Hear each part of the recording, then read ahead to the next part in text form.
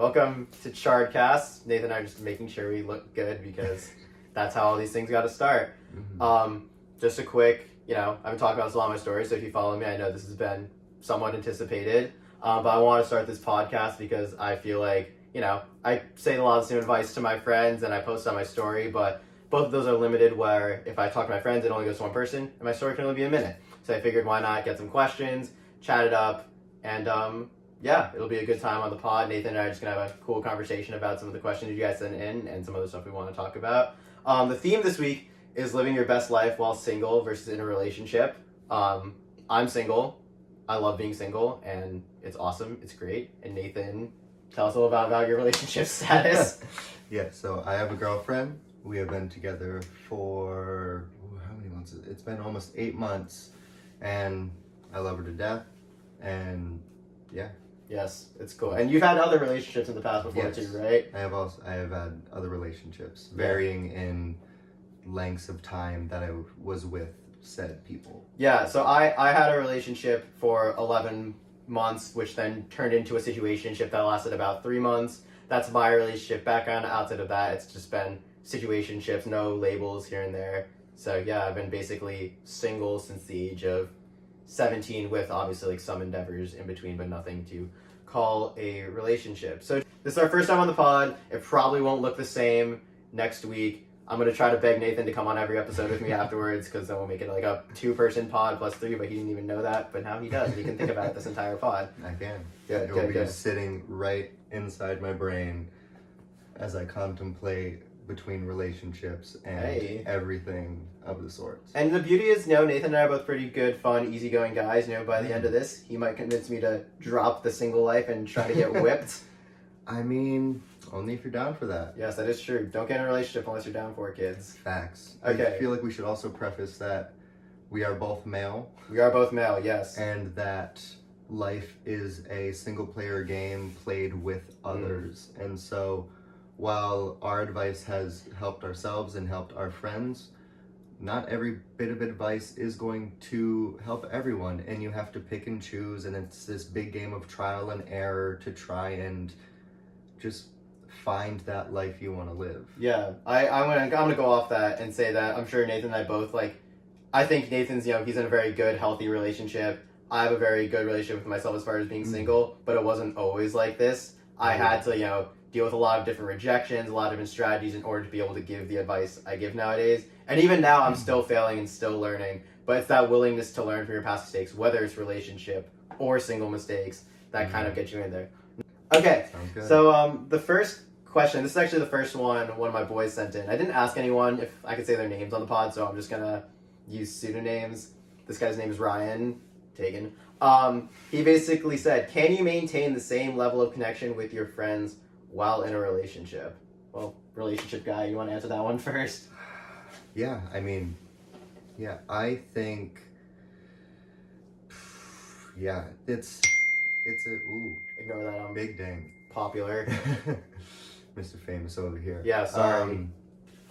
But yeah, so, my girlfriend lives up in Boston, Mass, and around there, and so that distance over the summer has given me more time to spend with friends, and I get to see you. This is like the first time since what? We hung out in January. Yeah, we did hang out in January. Yeah, it was great. But it's been the first time since then, and I've also gotten to hang with all of my other friends. But at school, it is this hard game of I love my friends, but I also love my girl, and you do have to balance yourself, and it's just that willingness to try and communicate with both your friends and your girlfriend or partner, and just being if you feel like you are spending too much time with each other or not enough time with each other, just reaching out and saying exactly that, just keeping that communication good and strong.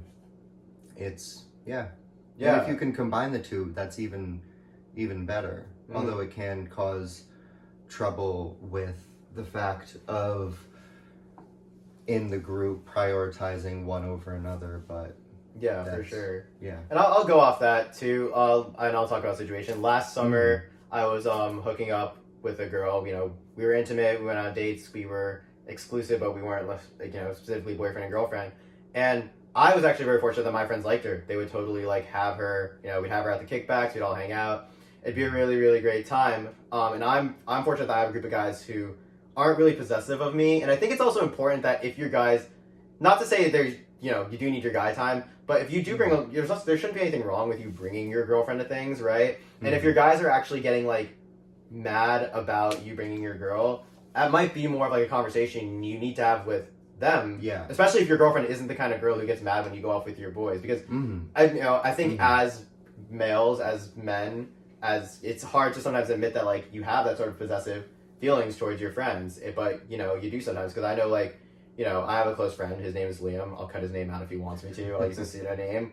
But I mean, if he just like stopped hanging out with us, to hang out with his girl, obviously I'd be happy for him, but I'd be like, yo, what the hell, girl? I've been friends with this dude since like 6th grade. Why can't I see him? But then actually I want to follow up and ask your question. At what point does your girl kind of start to take priority over your friends? Because, we're going to talk about marriage a little bit later. We got some questions about it. Not to say that I'm going to say we're getting married or not getting married at any point. We don't know. We're young. But there is a point in which your romantic partner ideally should become your number one. I mean, maybe there are some romantic relationships or even marriages where a guy still prioritizes his friends. But eventually, this girl who maybe you haven't known as long will, reach that threshold of being more important. With my current girlfriend, it's kind of a different scenario because I actually got closest with her first, like down at school. And so like the friends I made afterwards, I've known my girlfriend longer. Not saying that I don't love the friends that I made at school after I met my girlfriend, but like it's just that's kind of a weird scenario because I have known her for longer. In my friends from here, it is weird because I've shared more just that longer amount of time with them. And it is this kind of clashing of worlds, and I don't even know where I'm going. I'm just kind of rambling right now. It's okay, we cut out post-production, man. I know, yeah. Question, can you repeat the question? Yeah, so the question is, at what point, if any point, does your girlfriend start to take priority over your, friends? Yeah. That's a really tough question. Yeah. Because, I don't know. I can't think of, the best answer to that. Can you?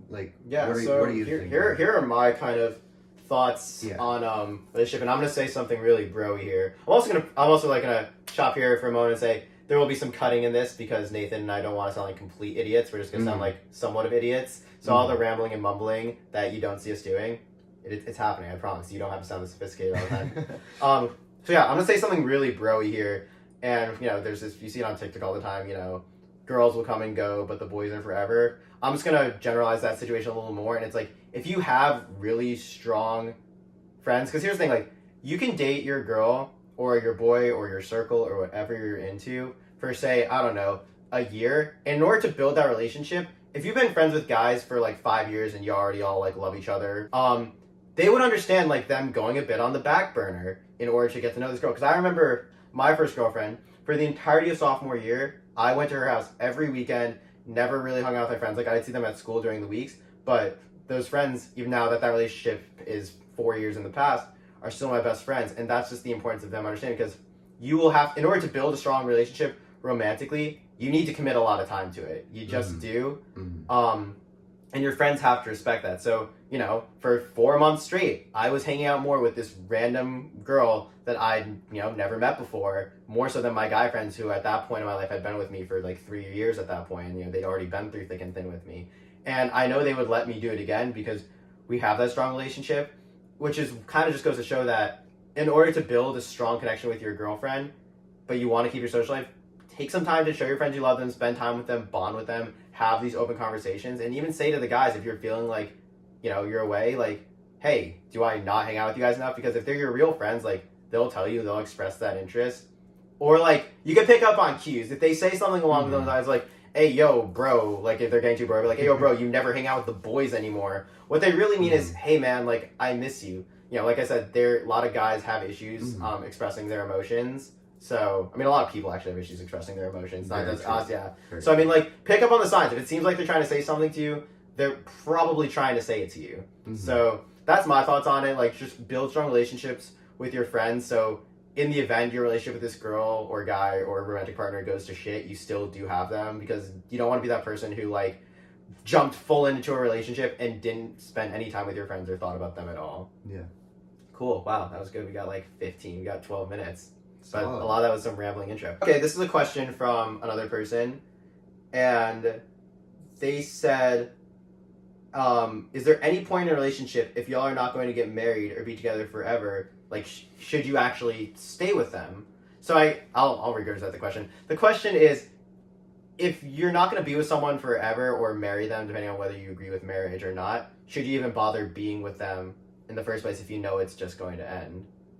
There's a difference between knowing it's going to end versus not knowing if it's going to last. If you know it's going to end, yes. Like, Well put. and by knowing it's going to end, that means, like, there are fundamental logistical reasons as to why you guys can't get married. For example, you want kids, she doesn't. That is at least in my opinion, a very big reason for two people to not get married. On the flip side, if someone says, hey, would you say I'm dating someone named Rachel. Hey, Chard, would you marry Rachel? And my answer is, I don't know, or even no at the time, but I can't think of, like, an actual reason, because, like, marriage is a big step, and those feelings take time. So just because you don't know or don't think you're going to marry them, that does not mean you have to cut it loose. But if there are, like, logistical reasons, or even, like, moral reasons, like, you guys, like, say, like, you do, like, a thought experiment or whatever, and you both disagree on how you should handle a certain situation, and it's just, like, a situation in life. Or, for instance, there are people out there who feel like you should be kind to everyone, versus people out there who feel like you have to speak your mind, say what you feel, don't just brush things off, don't sugarcoat things.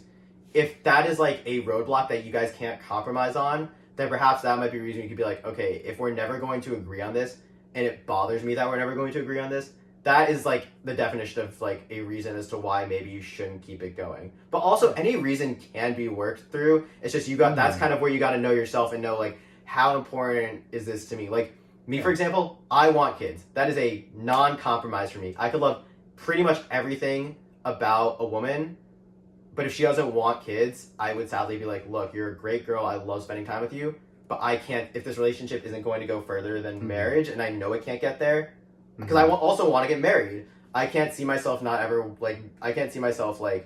saying I'll be with someone but not be married. I would just say, like, look, I'm sorry, like, we can't be together. We just don't agree on this one thing that's, like, a deal breaker for me. But you could go now. No, yeah, I agree with everything that you said. In my eyes, obviously, I'm 19, you're 20.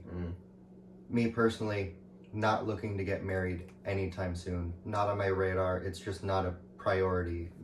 Neither is, like, long-term relationships. And yes, I am in a relationships which I love that has been going on for not almost a year, but over half a year, which is pretty committed. I would say, like, once you get to, like, 4 or 5, even 6 months, that's when you're, like, committed. Like, 3 months is like, you're still casual, but, like, once you get past that, you're getting pretty down. I'm fully committed to my relationship.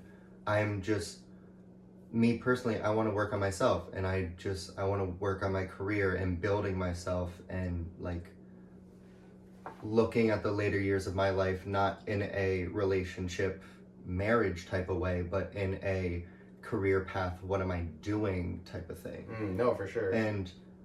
But, like, I'm just not really thinking about the whole marriage thing. And if the relationship is hindering your ability to do what you want to do in life, that is a better reason to end things in your relationship than just the fact that you don't want to get married years down the line.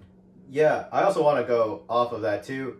Everyone, and this is really important, keep a cool head, and if you do choose to end a relationship with someone you're with because of, like, a reason like that, they're hindering your career path, we are young individuals, and some of us are with people we love, but they are hindering our career path. End things cleanly. Please do not blow up. Don't do anything toxic. because I'm trying to literally be a pop star, an influencer, but also like I'm trying to get my psych degree, and I go to college, and I also have a 40-hour-a-week job because I'm trying to teach myself how to invest. I personally can't invest time into a relationship, but let's say I'm in a relationship with a girl that's awesome, but she's off killing in the world, I'm off trying to do my thing. Point being is like, I don't have to like be toxic to break up with her. I could just say like, hey, let's be friends. I just don't have time for this relationship. And that leaves the door open for being together down the line, as opposed to what I did with my first girlfriend, where I tried to get her to break up with me, which is what every guy seems to try to do in their first relationship, because we're guys and we're fucking babies about breaking up. I mean, everyone's kind of a baby about breaking up, but some people can actually act on it and do it. But just make sure if you're going to end things with someone, be nice, be kind, because you never really know. Like, I'd be lying if I said, like, there aren't some girls that maybe I didn't end it well with who I wish I could have another chance with now that I'm older, wiser, I'm maybe on that level that I needed to be. So be kind, be good, don't do anything stupid. Yeah, I was just gonna kind of piggyback off of that and just be like, be mature. Just be like a good person. Don't literally, like, the best way I can describe it is be mature. Just like, yeah, but learn from your mistakes, because being mature is hard and you might not be mature all the time. I will admit, personally, I didn't handle some breakups as well as I should have. Oh god, dude, I'm terrible at that shit, bro. I didn't choose the best reasons and the best ways to break up with people. It's literally all just a learning game. As long as you try and just be mature and just like, while also getting your point through, because it shouldn't be this kind of wishy-washy thing. Like, if you know you need to break up, make sure that it's a definitive breakup with them. Don't leave them in this headspace of, oh, he just needs some time, or they just need some time, and later down the line we'll get back together and it will be magic and wonder. If you're gonna break up so that you both can just live your lives. And 100%. If life brings you two back together and you want to rekindle your relationship, it'll happen. Yes, I agree. Yeah. Were you done? Yeah. Oh, cool. Sorry. Yeah, and also, I haven't done this yet on the pod, so I'm going to do it now. I am going to be dishing out some, like, direct advice to the people. I'm going to look at the camera for this. I'm kind of been, like, half looking at the camera in this, like, quarter left. Here's my direct advice. Here's how I personally handle breakups. And I feel like what a lot of people like to do is they like to go extreme. They either like to ghost, say nothing at all, slowly fade out of the person's life, or just, like, call them right away or be like, hey, I need to talk to you about something, and then break up with them face to face. Here's how I would say you should break up with someone. And this has been, like, pop culture has ruined this. Send them a fucking text message. I'm sorry, I'm going to say it, and here's why. You can outline why you're breaking up with them. You can make it clear in writing that you are breaking up with them. And also, they don't have to feel pressured to respond or say anything. If you call someone or walk right up to them and be like, hey, I'm breaking up with you, you are putting them on the spot. They have no way of responding to that. Yada, yada, yada. If you don't want to send a text, maybe, like, if you want to even call them to a conversation, just don't blindside them. I mean, you're going to blindside them anyways, but don't blindside them and make them feel like they need to respond or, like, go about some shit. Because I remember, like, I called someone and I texted them first. I said, hey, like, we need to talk about something later. Can we talk in person? If you tell that to your girlfriend, they know what's happening. And no offense, bro, they don't want to see you after you break up with them. They don't want, like, they'll be polite and let you come over and break up with them, or maybe they won't. Like, maybe they're not that kind of person. But I would always just say send a text and then be like, outline the reasons as to why you're breaking up with them, and then say, like, if you want to talk, we can. If you don't want to talk, we can. If you want to take a second to yourself, we can. I personally just think texting is the best way to do it, because then they don't have to feel pressured to respond. Because, if they're not responding, you're not going to feel bad. You just fucking broke up with them, so you don't have a right to feel bad. You can feel a little bad, but not as bad as they would. You can disagree, though, if you want. I do have pop culture has definitely just shifted things, because I can see upsides to breaking up over text. But me personally, my preferred method is just in person. Yeah, for sure.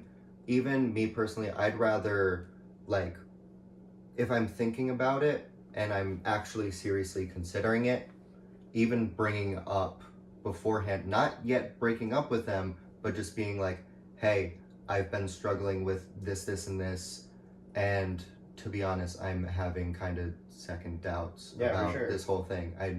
And you can make it clear, I don't want to break up with you yet. I want to like try and see if things can work out, but I just wanted to let you know so that it gives them more of a buffer. For sure. But like me personally, I mean that's a great way to do it for me. Yeah, and just make sure you're honest with them too. Like, don't hit them with the I definitely like still want to be with you when you don't, because it's just gonna make it more painful for everyone. And see, look at that. We disagree on how to handle these things, but we're gonna leave both responses in there. And if you think he's smarter, which he sounds a lot smarter than me, you can. But I don't care. Feel free to send that text. I won't think you're stupid. All right, we do have some sex life questions. I don't know how much you want to talk about those. Depends on the question. I can sauce you like one sex life question. Yeah, let's try it. What is sex life like being in a relationship versus being single? How important is your sex life when you're in a relationship versus when you're single? What are your thoughts on sex life being in a relationship versus being single? Do you want me to go first? To you, my guy. I'll go first. Really, quote unquote, fix your sex life. And by fix your sex life, it means like, are you doing sex to the point that makes you personally happy, not anyone else happy? Body count is stupid. It doesn't matter how many people you've had sex with. Like, you can have sex with 5, 10, 15, 20, 30 people, 0 people. You're still awesome. Still love you. You guys are all the best. We're not going to reveal our body counts in case you want us to. I also just want to say it's slightly comical for me right now because we mentioned at the beginning that it was a PG-13 to 15 and now we're talking about sex. Oh, well, you know what? Hold on. Block. This is a 20 and older, however old you have sex podcast. Sex will be mentioned.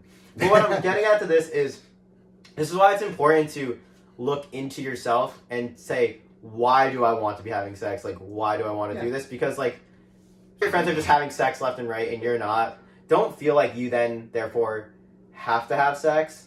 And also, the thing about sex life and adding to it, you can't force it. It's literally impossible to force it. It's not like working out. You don't want to force that either. But it's not like working out, getting in shape, working on your career. You can't just, like, sit down for an hour or two and say, I'm going to start working on my sex life. The one thing you can do, however, and this is for all my singles out there, is you can work on your dating life, which maybe can lead to more sex. Not that you should be dating to have sex. That's not what I do personally. But there's this YouTube channel, I'm going to give him credit, it's called Derek, More Plates, More Dates. And he says, as a guy, as a girl, as whatever, if you want to date more people, go meet people. Like, if you are out of the grocery store and you see a cute person you're into, go walk up to them, say, hey, how's it going? You're also getting 0% fat Greek yogurt? Me too. You're cute. Can I get your number? You want to go out sometime? I'm not a pickup artist. I'm not going to, like, disclose everything I say because I'm hoping you guys aren't coming to this just for girl advice because that'd be lame because I feel like I have other cool advice and there are better channels and things out there. But if you do want to, that's, like, really the only way as a single person you can work on your sex and dating life is meeting people, going out on first dates. And here's another piece of direct chart advice. Looking at the camera for this. When you go out on your first date, and I've said this so many times, do not fucking call it a date. It is 2 friends hanging out, because if you just treat it as you guys being friends, you will organically get to know them as a friend, and then you can actually figure out whether you like them. Because if you put on the expectation that it's a date, you're going to force yourself to see the person as a romantic, potential sexual partner, and you're not going to like that. It's going to be really, really bad. Yeah. So yeah, as a single person, for me personally, sex is so far out of my mind. It's really not that important to me. I don't sit around like craving it, like wishing I could have it, just because I'm personally, biologically, am not someone fiending for sex all the time. Yeah. And I feel like in just the general concept of one's sex life, I mean, just some people have higher libidos than others, and it's just this... Fuck, this man's really biological. I am a science man. Yeah, hey, that's what I like to hear. We're smart too. We go to school. Kind of. Well, fair enough. But yeah, everyone's got their own rhymes and reasons, and everyone's got their own unique personalities and things that they want and or need, just in general. So, like, we're all weird. Embrace your weird, and just don't be so weird that, I don't know, people point at you and say that guy's you're weird. Yeah. Yeah, well, okay, that's actually a really awesome point because this is something I've been trying to figure out because I've been wanting to give out this kind of advice for a while now, because there's a lot of like dating advice just thrown around on the internet. There's no one place to go for dating advice, and no one place is the best unless you come to Chardcast. Chardcast does give the best dating advice. And here's why. And we're going to talk about this in probably like 10 minutes on the pod about like self-relationship. There is no script on how to handle any particular situation, but I'll always say the best script is being yourself. Because 100%. you will feel so much more regret like getting rejected, failing because you tried some trick you saw on a dating advice channel than if you just were yourself. Like, for example, if you want to just, you know, after 3 dates with a girl, tell her you like her, but like a dating advice app would say like, no, don't ever. You must let the girl say she likes you first. Go with what feels right to you, because you will never regret being yourself. And if that doesn't work, and it works for different people, if that doesn't work for you, then maybe try the other thing or try a new approach. Or it just might not work with that person. Because the thing is, you always want to be yourself, because eventually whoever you're with is going to have to love you for you. So if you get rejected for being yourself, really you're doing yourself a favor by filtering out people who won't like you for you. Yeah, you can play a character like for a couple dates, for a couple dinners, you can do all that, but like at the end of the day, if you are trying to make a true relationship out of it, they're gonna get to know the real you at some point. So why would you spend all this extra energy trying to be something that you're not, when you can literally just be yourself, have your own unique interests special to you, and if it works out, it works out, and that's great. And if it doesn't, someone else, there's someone out there that likes the same stuff as you. Yeah, or someone out there who will be willing to compromise to like meet you in the middle. That too. And I'm actually gonna go off that because I don't care about getting rejected, because everyone gets rejected. And I don't even care if everyone gets rejected. Everyone can get accepted, and I can just get rejected, and I still wouldn't care. But here's the thing. I used to front. Like, I used to play it cool on the first date, and it definitely got me a lot more... I'm being honest. It got me a lot more success with women, because I'm a fucking weirdo. But I used to go on dates and be like, yeah, let's chill. Yeah, not like that. But point being is, I was not myself. I still keep things casual on the first date, because I know it takes me more than one date to like someone. But I will let my weird, and sometimes cheesily romantic side out. And here's the thing. It's because I don't care about getting rejected. I don't care about that superficial success that facade got. So if I go out with a girl and she leaves after the first date, doesn't hit me up again, she just wasn't I don't care, because I was being myself, and I know she just wasn't vibing with me, and I saved myself a lot of time, you know, not having to go out with someone who wouldn't have really liked me for me anyways. Because if you are like a true... Can you stop for me? If you're a true match with someone, regardless of like what front you put up, or lack thereof, they will like you for you, and that's kind of what matters. But if you do have a low tolerance for getting rejected, and you do want to, like, you know, date a girl, maybe like grow into a relationship, that I wouldn't say you should do this, by all means, like, feel free to like play a little cooler, hide your personality. This sounds like really bad advice, but it's what guys do, and that's I've kind of graduated to the point where like I'm authentically myself, and if a girl doesn't like it, cool, I'll move on to the next. It's no hard feelings. It's just, it is what it is. Again, as we've been like, see what works for you.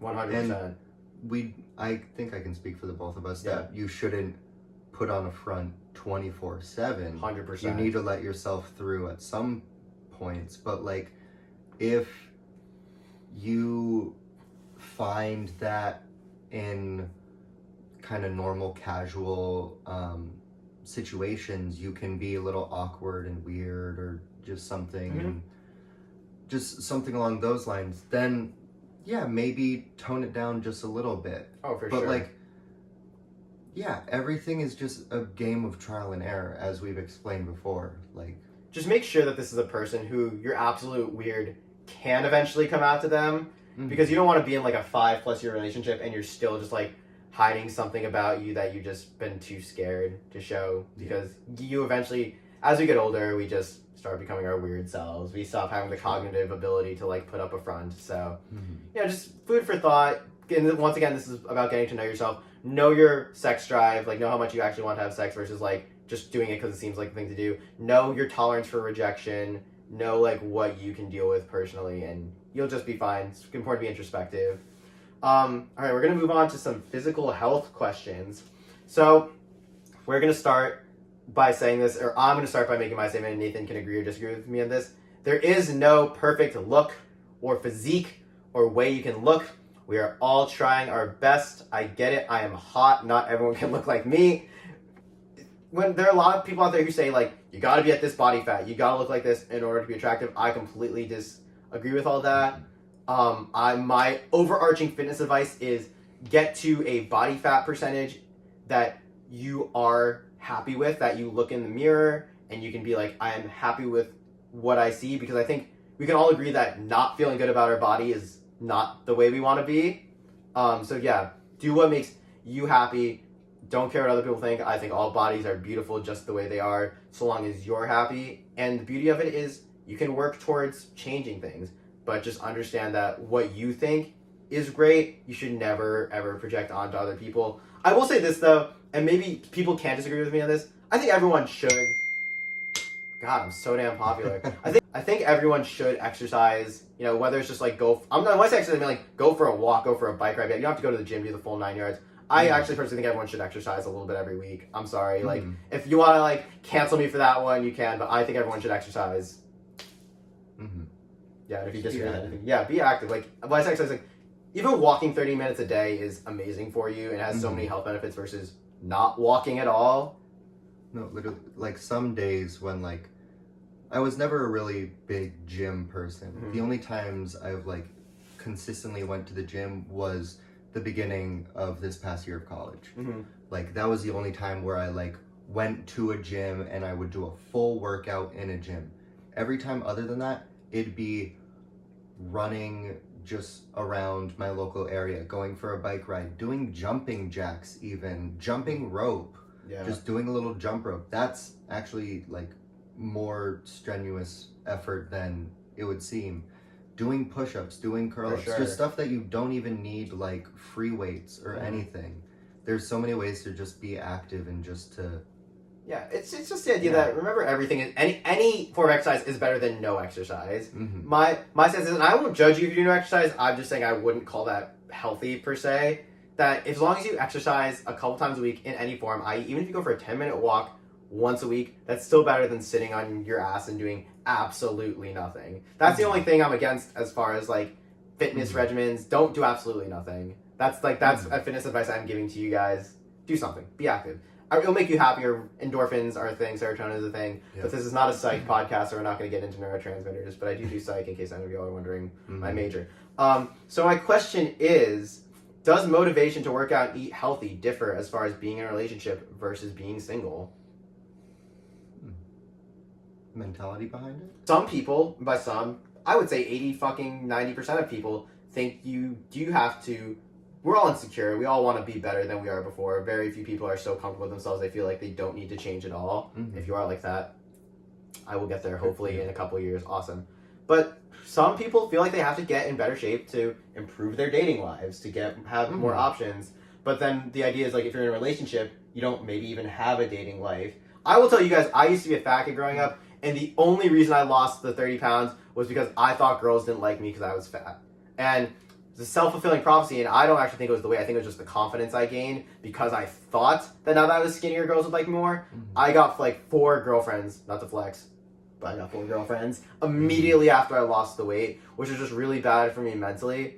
But I guess what I'm getting at is like some people feel like, especially if you're single, you have to stay in shape in order to like be competent in the dating world. So I guess my thoughts on it, having been in a relationship versus having not been, I've always been the same. If anything, maybe in my relationship, since I was probably having sex more frequently, I felt more pressure to be in shape. And maybe that was just due to my own insecurities, because my girlfriend at the time didn't care. If I ever thought I was out of shape, she'd tell me I was beautiful, which is why she was an angel. She's not dead. We're just not together anymore. But point being is like, I think, and this is once again, as we've been hearkening back to so many times, it's about knowing yourself. It's about knowing like what your personal fitness goals is and following someone or being with someone who that kind of aligns with. I mean, if any of you follow me on Instagram, I post about being at the gym every day. And, you know, I pump iron for an hour a day, or work out, lift weights, throw the stones around, whatever you want to call it. And then I will literally follow it up with like 45 minutes of cardio. I personally want to, my criteria for, you know, we all have preferences for partners, for girls. My preference for a girl is, and it's not an appearance thing, it's an activity thing, is she kind of needs to enjoy, or at least like understand why someone would enjoy exercising so much, because I would not date a girl that I have to argue about like exercising or question why I go to the gym, because that's just something that's important to me. So I know myself personally, my motivation to go to the gym just is because I personally, well, I said like walking 10-minute walk a week is good for you. I think the more exercise, obviously to a certain point, is better. And I do it for my health, and it makes me happy. Like, I love the feeling of pumping iron, just repping out PRs and all that good shit. So I would personally, my motivation just comes from how much I freaking love it and how good it makes me feel. So I would need to date someone who feels like that way. So my motivation has no connection to whether I'm single or in a relationship. Mm-hmm. But I'd also be lying, though, that I wouldn't feel, you know, I got a pretty nice bod, as you can tell from this big-ass sweatshirt I put on, clearly projecting confidence. I'd be lying that if I put on the 30 pounds of fat again I had before, I'd be feeling less confident than I do now. I do, I'm not going to lie, like, I am shallow to a certain extent. I as well. So, yeah, I'm just going to say, like, if I was to gain the weight back, I would be less confident with girls, so off the cusp. Girls are still secretly a motivation as to why I work out.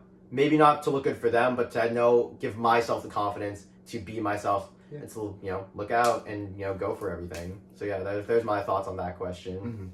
I think we've, not on this podcast, but I think just before, we have spoken about how the whole thing of, like, looks doesn't matter in a relationship is kind of just BS. I guess. It's complete bullshit. Yeah. We're getting more comfortable. It's good. Let's go. No, yeah. Yeah. Looks are going to matter depending on the person. Yeah, 100%. I'm sure there are some people out there that really don't care what you look like. Oh, 100%. And that's amazing. And then there are also people out there who have a very specific type and probably won't date outside of that type, which is fine. Yeah. For me, like, personally, it's just like, okay, everyone has their own puzzle piece, basically. For sure. And someone may have the part that goes out and someone might have the other piece, and you might fit kind of, but, like, if it doesn't work, it doesn't work. And basically what I'm trying to say is looks matter in a relationship, but they don't matter enough that if you don't think you look well enough, you can't get into a relationship. You don't have to look a certain way to get into a relationship. Yeah. It just may depend on for the own individual.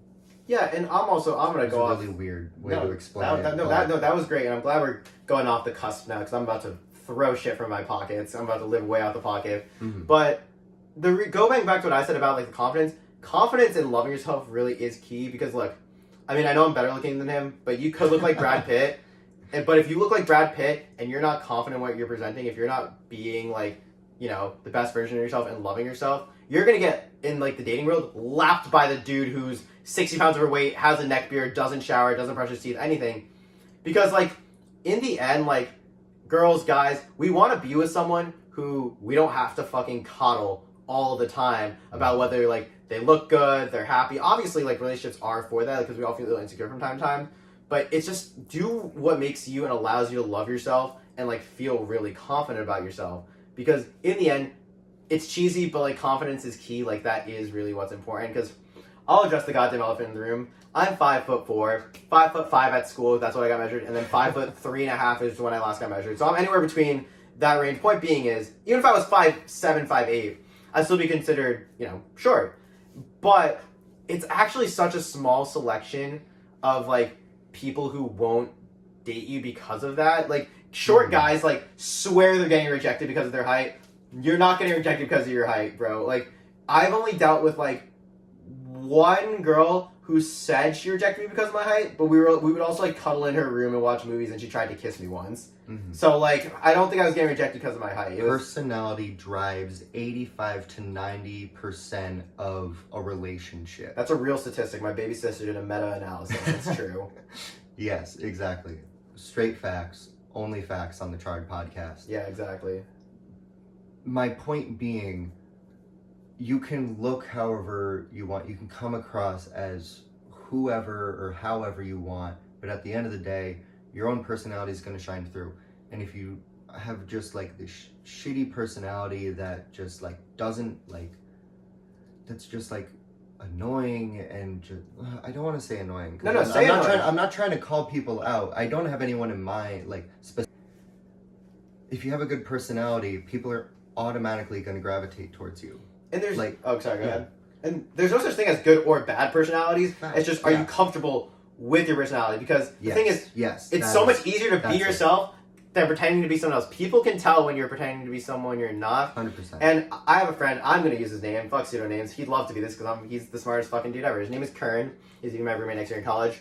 Love. Anyone can tell if you're trying to be someone you're not. And it's so damn unattractive if you're trying to be someone you're not. It's just not a good look. And to go back to like the height thing and to go off what my friend Kern said, my friend Kern has this quote saying that people don't do like a full on like breakdown of who you are, what you look like. They kind of just go off their first instinct. So it's really just based off what you're projecting. He basically, are you fucking hitting your I'm just chilling, bro.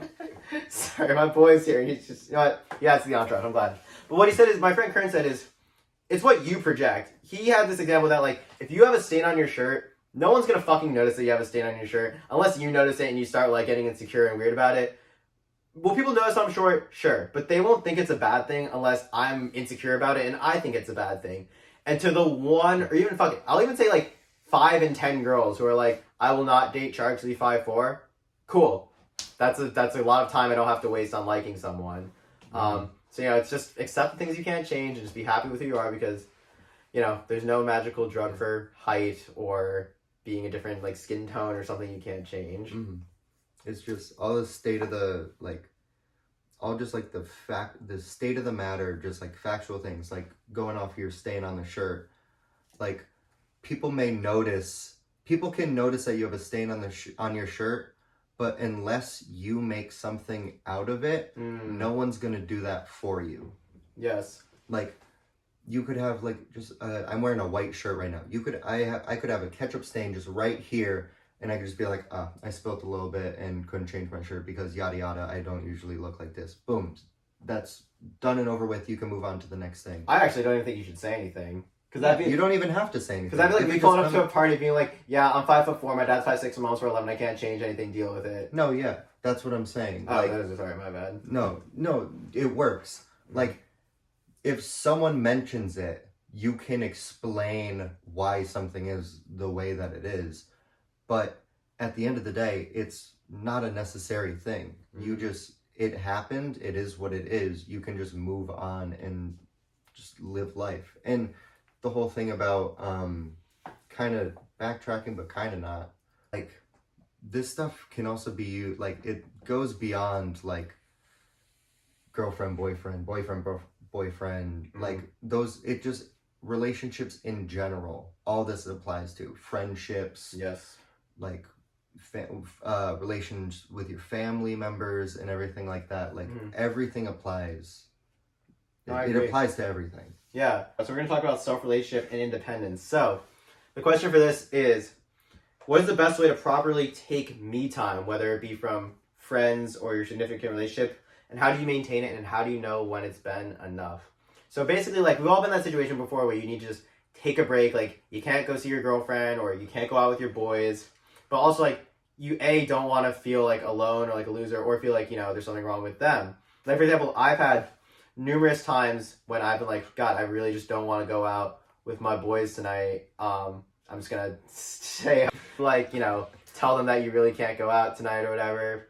And as we said before, it's kind of just about, like, having that, like, non-judgmental, strong relationships. And I'm like, talking from experience, I'm very thankful that, like, I have, like, really good guy friends who are there for me, like, no matter what. But basically, it's like, that's why it's important to work on your relationships with your friendships, or work on relationships with your friends. So when you tell them, hey, I don't want to go out tonight, their automatic thought process isn't like, oh, this guy fucking hates us, like, what's going on? Like, they can understand, like, oh yeah, this guy needs time to himself. And don't feel uncomfortable to explain it, because if your friend is like, oh, you can't come out because you're feeling sad, that's lame if they're saying that non-satirically, because, you know, they're not really a good friend anyways. That's not me saying if they say, you can't go out because you're sad, that's lame. They're probably just saying because they want you to come out, because obviously them inviting you out means they love you. But yeah, just, like, don't feel uncomfortable taking your me time. And knowing it's enough, you don't really know when it's enough. Like, you might think you're ready to, like, go hang out with your girlfriend or your friends, and then the minute you get there, you're like, fuck this, I'm not ready. Get in your car and go the fuck home. If you're not feeling happy in a situation, you still need more me time, go home, trial and error, take as much time as you need. There's nothing wrong with like being alone, because it's also important to build like a relationship with yourself and work on yourself and figure out how to cope with these situations. So next time you're feeling in a rut, because no one likes being in a rut, you could just deal with it as like soon as you can and do what you got to do to like get over it. Yeah. No, we're good on that one. All right, cool. I mean, cool. Yeah, communication is key. Just be upfront, say what you need, and obviously, like, if you are stuck in a rut, friends can help. Girlfriends, partners, they can help as well. Like, yes. But if you need that time to yourself, just take it and just be like, yo, wish I could come out. I'll make it up to you guys later. We'll plan to do this, or this. Like, make plans for the future, but if you need, like, time for yourself, take it. Yeah. Don't be afraid to. And I'm going to go off of this too, though. As much as we are saying it's important to be with yourself, feel free to full send it sometimes. Because I've had many occasions in which, like, I thought I didn't want to go out, but then, like, feel free to just go full send it and hang with your friends. And if you get there and you're still not feeling it, then go home. But you never really know what can happen. Especially, like, you know, if, say, like, you just got broken up with by your girl, you got rejected by a job, you don't know what opportunities await, but I promise, like, more opportunities come in life by going out. I mean, obviously, there are opportunities for learning about yourself if you stay in, but if you, like, need, like, manifestable things to happen, you gotta go out. So sometimes going out can be a really good way to, like, deal with a rut. This next question is a question that, if you're friends with me, you know I really used to struggle with. I still struggle with it, though, from time to time. What is the best way to deal with a situation that occupies a lot of headspace? And when I say headspace, that basically means, like, you're dealing with something that, with maybe, like, another person or, like, a job, where even if that thing isn't directly in front of you, it's still just coming into your head nonstop. Example of the situation is, I was just in a situationship with a girl, one of my best friends now. We got over it, but I'd be lying if I didn't say, for, I don't know, there would be times where, like, I would literally, like, she would occupy my head for, like, 90% of the day. Like, I couldn't go, like, an hour without thinking about, like, the situation, how I'm going to handle everything, yada, yada, yada. So, like, I guess what is the best way to go about that? My stance has always been, like, let yourself feel and let yourself think about it. Because, like, I think, like, in some cases, like, say, like, you break up with someone, like, purging yourself of them is great. Like, block them on everything, take time away, great. But in those situations where, like, you know you can't stop thinking about it, let yourself think about it, and it might just solve itself in your head in, like, a day, an hour, however. But if you try to block it, and it still keeps coming back, I would just say let yourself feel, let yourself think about the situation, for sure. You don't have to hide your feelings. Obviously, there are times where maybe, like, this is me using my own stuff. Do what you gotta do. I'm pursuing acting in college. Like, I want to be a performer. I want to, like, be on screen and, like, perceive emotions and stuff. Of just something that I need to do, and it, like, there's no way to get around it. Like, it needs to happen now. Obviously, it's okay, like, if something's on your mind, to, like, put it on the back burner and just, like, focus on what you got to do and come back to it later. However, as you said, if you're just, like, sitting around going about your day and it just keeps nagging you, there's a reason for that. The reason doesn't even have to be big. It doesn't even have to be this big, huge moment in your life. It can be the smallest thing ever. But don't be afraid to just be like, why am I feeling like this? And then just talk through it with yourself, out loud, in your head, whatever. Just think about it. And even discussing it and spending that little amount of time on that will make up for it in the end.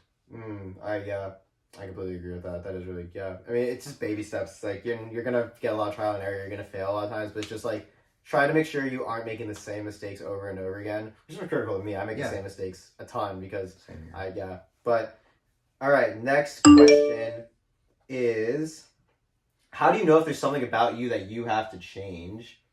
So, I mean, what's interesting about this is, in the context, the difference between being in a relationship and versus being single is, when you're in a relationship, you actually have someone who can tell you if there are things about you they have to change. But then the offside of that is that's just one person who thinks that about you. Whereas, like, if you're with, like, you know, you're single, you interact with a lot of people, your friends, your family, etc., they might have different thoughts on things you have to change about yourself. Like, it's really just about, like, is there something about you that's, like, stopping you from getting away? For example, I'm a hopeless romantic, and I would love to tell every girl after the first date, if I feel a certain way, that I'm in love with them. But obviously, that doesn't work, and that's something about myself that I had to change, because when I was 14, even 15, I would, like, get in way too deep after one date or one hang and be like, hey, that was really great. I like you, which is could freak people out. Don't do that. Like, because also, like, I didn't know myself well enough either to know that now that I need more time to figure out whether I like someone or not, and I'm not desperate anymore, so I'm not just falling in love after the first date. But I wasn't getting the results I wanted in my dating life, so I said to myself, this is the reason as to why, or it might be the reason why, change it, and if your life changes the way you want it to change, then you know that was the thing. And say you change it and your life doesn't get better, then you can assess, like, okay, do I miss doing this thing? Or do I like the fact that I changed this and I got a good thing out of this? But what I would say is just, if you're not getting what you want out of life, what you want out of life, figure out what might be stopping you, even if it's just like a random thing that might have no correlation or connection whatsoever. Just figure that thing out and change it. And if it leads to the results you want, great. And if not, find another thing to change. Yeah, I mean... Yeah, you said it. I'll post-production, man. I'll make it look like we've been talking here. All right, and then this is gonna be our last question. And it is going to be, what percentage of the time should you be putting yourself first? Because a lot of people out there will say 100% of the time you should be putting yourself first, but I would argue that like 100% of the time you're kind of an ass. Like it should definitely be more than 50% of the time. But I personally think there are moments in time where, you know, you have a friend or a family member or like a girlfriend or whatever, and what you do, you should probably drop your best interest and put their best interest before your own, because at least that's how I define love, both platonically and romantically. You'd be willing to put someone else's best interest before your own. Yeah. And look, a lot of people are like, it's a dog-eat-dog world, and when push comes to shove, as barbarians, like, if it's my steak versus your steak, I'm killing you and taking that steak. Like, yeah, I get that. But as far as like situations when it's like, can I go out of my way and inconvenience myself to help this person? If it's someone who you know would do the same for you, unless like it's ungodly inconvenient and you really can't do it, like do it. Say like I'm working on a song and I really need to get it done, but my mom was like, Richard, can you drive your siblings? I know my mom would die for me. She's told me a million times. Mm-hmm. I would say like, okay, yeah, let me stop this and do it. Love you, Mom. You're the best. But if some fuck is like, hey, can you come do this favor for me? And they like are never there for you, like you haven't heard from them in 6 months, feel free to say fuck no. Like, it's not no hate, you're just putting yourself first in that situation. Yeah. So just kind of assess like how you do it, but don't think of it as like a currency system. Like, don't do something for someone, like a friend thinking like, oh, I did this for them. Like, now, so, unless it's like money. Like if it's like with Venmo, then obviously like make them pay you back. Or don't, and be a little baby about it. Like, but don't think like, oh, I did this for my boy, therefore he has to do something for me. Like, do it out of the goodness of your heart and don't expect anything in return. Yeah. That's, again, you pretty much said it. It's going, can you just read the question like raw the question is, what percent of the time should I be putting myself first? Gotcha. The interesting thing is 69%. when you first said that, my brain automatically went to the 100%, but then you obviously stated it's situational. Like, why that's really selfish, basically. And I agree with that, but also it's kind of, in my head, it kind of goes back to the thing where if I'm not doing anything and someone needs help, I'm more than willing to help people. I've given up some things personally just in the past to help people, and for sure. I have no regrets about it. As you should. I mean, don't regret anything. Like, don't waste time regretting and like thinking back to stuff. Like, once it's over, it's over. You can regret things that you did. Just learn from it. Yeah, exactly. Yeah. But yeah, like, also, you do have to take yourself into consideration, and there are some times where it's gonna hurt you, whether it be like mentally or physically, it's gonna hurt you more to give yourself to someone than it is to just be like, no, I need to take a break. I need to just stop. So it's knowing that balance of when you can give and when you can kind of just close yourself off for a little bit. And yeah. Cool. All right, we'll outro this. Yeah, that was episode 1 of Chardcast. Hope you guys enjoyed. Thank you for listening. Thank you for listening and watching. If this turns into a YouTube video, I'm sure it'll look very different next time. We're still learning. But yeah, peace. Learn in progress. Learn in As progress. is life. As is life. Wow, that was cheesy. Post-production.